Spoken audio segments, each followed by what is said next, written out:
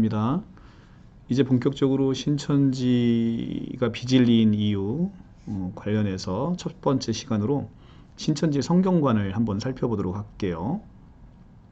신천지 성경관에 따라서 구원을 받는 방법이 달라집니다. 그래서 성경관은 굉장히 중요한 의미를 가지고 있습니다.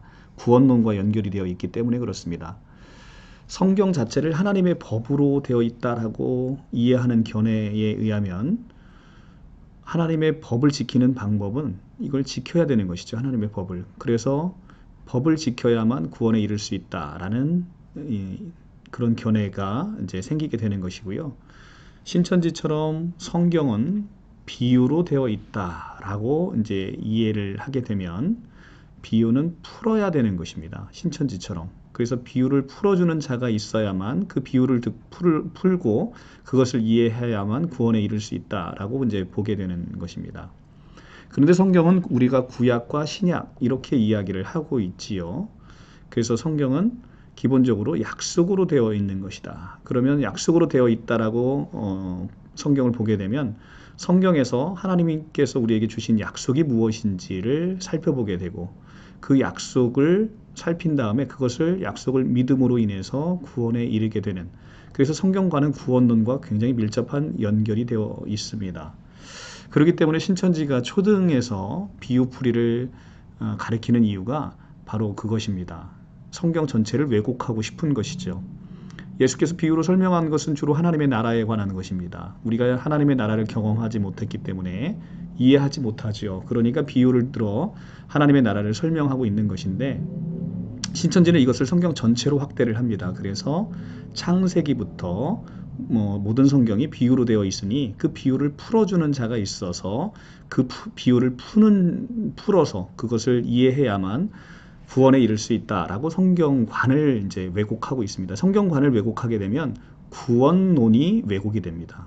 그래서 이 시대의 약속의 목자인 이만희 총회장님에게 나와야 구원에 이를 수 있다라는 이런 결론에까지 이르게 되는 것입니다. 그런데 성경은 우리가 알다시피 구약과 신약으로 하나님의 약속으로 가득 차 있습니다. 그렇기 때문에 우리는 하나님의 약속을 찾아서 그 약속을 믿게 되면 그 약속에 따라서 구원에 이를 수 있는 것이죠. 이것이 이제 정통교회의 구원론의 방식입니다. 그래서 우리는 우리의 어떠함으로 인해서 구원을 받는 게 아니라 하나님께서 하신 약속, 그 약속의 실체는 바로 예수 그리스도 한 분을 믿는 믿음으로 우리가 구원에 이를 수 있다라는 것이 우리 정통교회의 신앙입니다.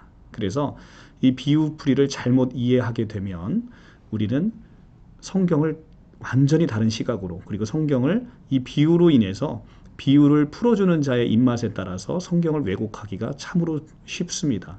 그렇기 때문에 성경을 비유로 가르치는 이유는 가르치는 자의 입맛에 따라서 그 듣는 자들의 청중의 생각과 가치관을 변화시키기 위해서 그렇게 성경을 비유로 가르치고 있는 것입니다. 그래서 비유풀이 교육이 사실 위험한 것이 그것입니다.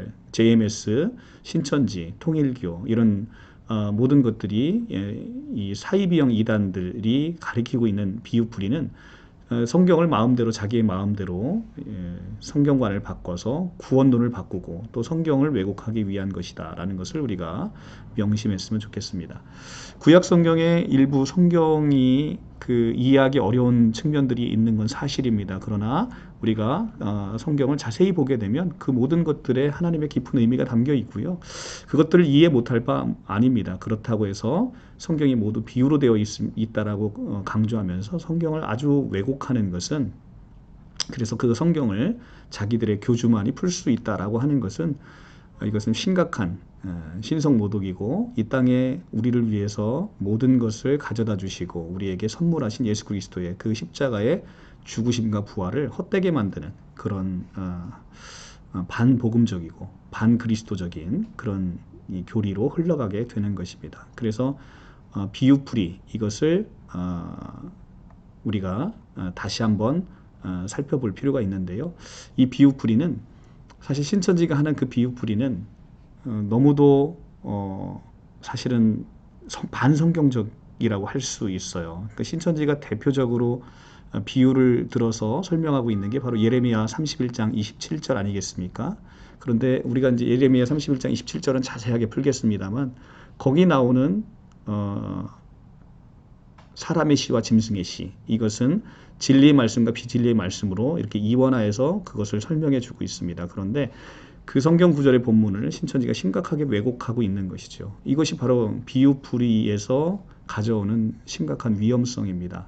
그래서 여러분들 성경관을 똑바로 이해하셔야 됩니다. 성경은요, 하나님의 약속으로 이루어진 것입니다. 이 약속으로 이루어졌기 때문에 무엇이 하나님의 약속인지, 우리는 그래서 어떠한 약속을 믿어야 되는 것인지, 그 약속을 올바로 믿을 때 우리가 구원에 이를 수 있는 아주 은혜로운 말씀이 바로 성경입니다. 그래서 성경은 하나님의 율법으로 되어 있는 것도 아니고, 하나님의 성경은 비유로 되어 있는 것도 아니고, 오직 성경은 하나님의 약속으로 되어 있습니다. 물론 성경 안에 비유가 있고 율법이 없다는 얘기가 아닙니다. 그러나 성경의 가장 주된 것은 하나님의 약속으로 이루어졌다라는 것을 오늘 꼭 명심하시고, 그래서 하나님의 약속이 무엇인지를 이제 다음 시간부터 하나씩 우리가 살펴보도록 함으로써 우리가 어떻게 해서 구원받은 백성으로 지금 이 땅에 서 있는지 여러분들이 명심하셨으면 좋겠습니다.